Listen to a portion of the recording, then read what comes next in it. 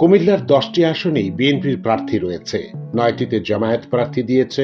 মাঠ পর্যায়ে তথ্য অনুযায়ী কুমিল্লা 5 বুড়িচং ব্রাহ্মণপাড়া, কুমিল্লা 9 লাকসাম মোহনগঞ্জ, কুমিল্লা 10 নাঙ্গলকোট লালমাই ও কুমিল্লা 11 চৌদ্দগ্রাম আসনে জামায়াত শক্ত প্রতিদ্বন্দ্বিতা গড়ে তুলেছে।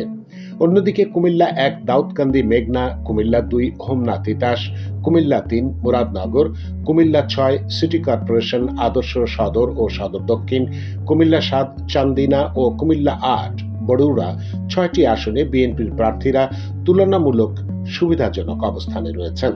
তবে কুমিল্লা 2 ও 7 আসনে বিএনপির বিদ্রোহী প্রার্থীরা দলের জন্য ঝুঁকি তৈরি করেছেন। কুমিল্লা 1 দাউদকান্দি হোমনা আসনে বিএনপির স্থায়ী কমিটির জ্যেষ্ঠ সদস্য প্রার্থী, 4 বারের সংসদ সদস্য ও সাবেক মন্ত্রী খন্দকার মোশাররফ হোসেন প্রার্থী। তার মূল প্রতিদ্বন্দ্বী জামায়াতের মোহাম্মদ মনিরুজ্জামান বাহলুল। বিএনপির চেয়ারম্যান তারেক রহমান ও জামায়াতের আমির শফিকুর রহমান এক সপ্তাহ আগে পরে দাউদকান্দিতে দলীয় প্রার্থীদের পক্ষে নির্বাচনী জনসভা করেন। স্থানীয়দের মতে প্রবীণ রাজনৈতিক খন্দকার মোশাররফ হোসেনের সঙ্গে মনিরুজ্জামানের প্রতিদ্বন্দ্বিতাটা শেষ পর্যন্ত অসম হতে পারে। কুমিল্লা 2 হোমনা ও তিতাস আসনে বিএনপির প্রার্থী মোহাম্মদ সেলিম ভূঁইয়ার বিপরীতে স্বতন্ত্র প্রার্থী সাবেক প্রধানমন্ত্রী খালেদা জিয়ার সাবেক এপিএস মোহাম্মদ আব্দুল মতিন। তিনি বিএনপি সমর্থিত প্রকৌশলীদের সংগঠন অ্যাবের উপদেষ্টা ছিলেন। মতিন তালা প্রতীকে মাঠে বেশ সক্রিয় আছেন। এখানে ধানের শীষ ও তালার মধ্যে মূল লড়াই হওয়ার আভাস মিলছে। এ আসনে জামায়াতের প্রার্থী দলের কেন্দ্রীয় মজলিসে শুরার সদস্য নাজিমউদ্দিন মোল্লা। কুমিল্লা 3 মুরাদনগর আসনে বিএনপির প্রার্থী ভাইস চেয়ারম্যান কাজী শাহ মোফাজ্জল হোসেন কায়কোবাদ, 5 বারের সাবেক সংসদ সদস্য। তার বিপরীতে জামায়াতের প্রার্থী দলটির কুমিল্লা উত্তর জেলার কর্মপরিষদ সদস্য মোহাম্মদ ইউসুফ সোহেল। স্থানীয় ব্যক্তিদের মতে অভিজ্ঞতা, ব্যক্তিগত জনপ্রিয়তা ও সাংগঠনিক শক্তিতে কায়কোবাদ অনেক এগিয়ে। কুমিল্লা 4 দেবিদার আসনে জাতীয় নাগরিক পার্টি এনসিপির আলোচিত নেতা ও দলের দক্ষিণাঞ্চলের মুখ্য সংগঠক হাসনাত আব্দুল্লাহ প্রার্থী। বিএনপির প্রার্থীর প্রার্থিতা বাতিল হওয়ায় ধানের শীষ প্রতীক না থাকায় এখানে শাপলাকলি প্রতীক নিয়ে হাসনাত আব্দুল্লাহ মাঠে এগিয়ে রয়েছেন। তিনি জামায়াতের নেতৃত্বাধীন 11 দলীয় নির্বাচনী ঐক্যের প্রার্থী। যদিও শেষ মুহূর্তে গণ অধিকার পরিষদে প্রার্থী ট্রাক মোহাম্মদ জসিমউদ্দিনকে বিএনপি সমর্থন দেওয়ায় নতুন সমীকরণ হয়েছে। কুমিল্লা 5 বুড়িচং ব্রাহ্মণপাড়া বিএনপির জসিমউদ্দিন ও জামায়াতের মোবারক হোসেনের মধ্যে হাড্ডাহাড্ডি লড়াইয়ের আভাস পাওয়া গেছে।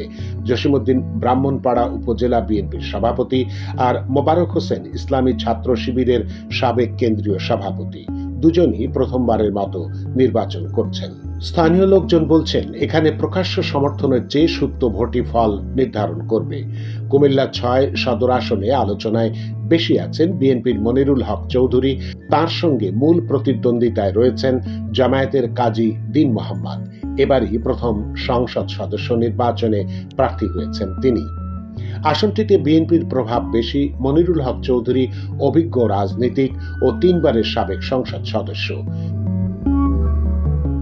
কুমিল্লায় বিএনপির রাজনীতিতে গুরুত্বপূর্ণ 2 ব্যক্তি আমিনুর রশিদ ইয়াসিন ও মনিরুল হক সাক্কুকে দুজনকেই পাশে রাখতে পেরেছেন।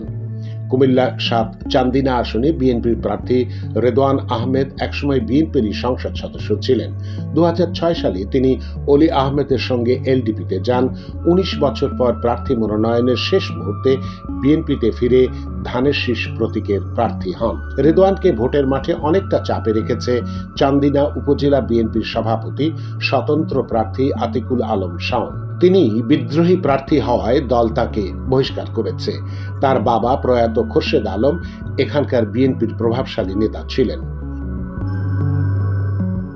কুমিল্লা 8 আসনে বিএনপির প্রার্থী জাকারিয়া তাহের শুরু থেকেই ভোটের মাঠে ভালো অবস্থানে রয়েছেন।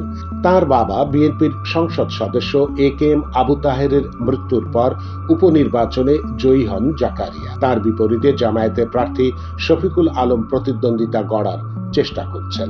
লাকসাম মনোহরগঞ্জ কুমিল্লা 9 আসনে ধানের শীষ ও দাড়িপাল্লার মধ্যে তীব্র প্রতিদ্বন্দ্বিতার আভাস পাওয়া যাচ্ছে। জামায়াতের সংগঠিত প্রচার বিএনপির জন্য চ্যালেঞ্জ হয়ে উঠেছে বলে মনে করছেন স্থানীয় লোকজন। বিএনপির প্রার্থী তৈরি পোশাক খাতের ব্যবসায়ী মোহাম্মদ আবুল কালামের সঙ্গে চৈতি কালাম হিসেবে তিনি পরিচিত। ভালো প্রতিদ্বন্দ্বিতা গড়েছেন জামায়াতের সৈয়দ এ.কে.এম. সরওয়ার উদ্দিন সিদ্দিকী। এ আসনে বিএনপির সাবেক সংসদ সদস্য এম আনোয়ারুল আজিমের মেয়ে সামিরা আজিম বিদ্রোহী স্বতন্ত্র প্রার্থী ছিলেন। কেন্দ্রীয় হস্তক্ষেপে এর মিটমাট হলেও বিরোধ কতটুকু কমেছে তা নিয়ে বিএনপির স্থানীয় নেতাকর্মীদের মধ্যে এখনো সংশয় রয়েছে। কুমিল্লা 10 আসনে বিএনপির মোবাশ্বের আলম ভূঁইয়ার সঙ্গে জামায়াতের ইয়াসিন আরাফাতের শক্ত প্রতিদ্বন্দ্বিতা হবে। ইয়াসিন আরাফাত জামায়াতের কেন্দ্রীয় মজলিসে শুরার সদস্য ও ছাত্র শিবিরের সাবেক কেন্দ্রীয় সভাপতি। জামায়াত কুমিল্লার যে 4 জন আসনে তীব্র প্রতিদ্বন্দ্বিতা বা জয়ের সম্ভাবনা দেখে তার অন্যতম এটি। সংগঠিতভাবে প্রচার ও ভোটারদের দ্বারে দ্বারে যাওয়ার ক্ষেত্রে জামায়াত এখানে বিএনপির চেয়ে এগিয়ে রয়েছেন স্থানীয় বাসিন্দারা সেটাই মনে করছেন। রাজনৈতিকভাবে কুমিল্লা 11-14 গ্রাম আসনটি গুরুত্বপূর্ণ। এখানে জামায়াতের কেন্দ্রীয় নায়েবে আমির এবং দলের অন্যতম নীতি নির্ধারক সৈয়দ আব্দুল্লাহ মোহাম্মদ তাহের প্রার্থী। তার প্রতিদ্বন্দ্বী বিএনপির মোহাম্মদ কামরুল হুদা। অতীতে এই আসনে বিএনপি জয় পায়নি, এবার এখানে বিএনপি ও জামায়াত একে অপরের বিরুদ্ধে লড়ছে। আব্দুল্লাহ তাহের এই আসনের দক্ষিণের বাসিন্দা আর কামরুল হুদা উত্তর এলাকার। দুজনই আওয়ামী লীগের সমর্থকদের ভোট টানার চেষ্টা করছেন। এক্ষেত্রে জামায়াত 2024 সালের 5ই আগস্টের পর থেকে নিরাপত্তা ও ভবিষ্যতেও পাশে থাকার বার্তা দিচ্ছে, আর বিএনপি স্বাধীনতার পক্ষের শক্তি হিসেবে আদর্শিক জায়গা থেকে ভোট চাইছে। সব মিলিয়ে স্থানীয় লোকজনের মূল্যায়ন, আওয়ামী লীগ সমর্থকেরা ভোট দিলে ধানের শীষ এগোতে পারে, না হলে পাল্লা দাঁড়িপাল্লার দিকেই ঝুঁকবে। প্রিয় দর্শক, আমাদের এই চ্যানেলটি যদি আপনার ভালো লেগে থাকে তাহলে অবশ্যই লাইক, কমেন্ট, শেয়ার এবং সাবস্ক্রাইব করে আমাদের পাশে থাকুন। আপডেটেড প্রতিটি মুহূর্তে দুনিয়া digital, world news meets truth.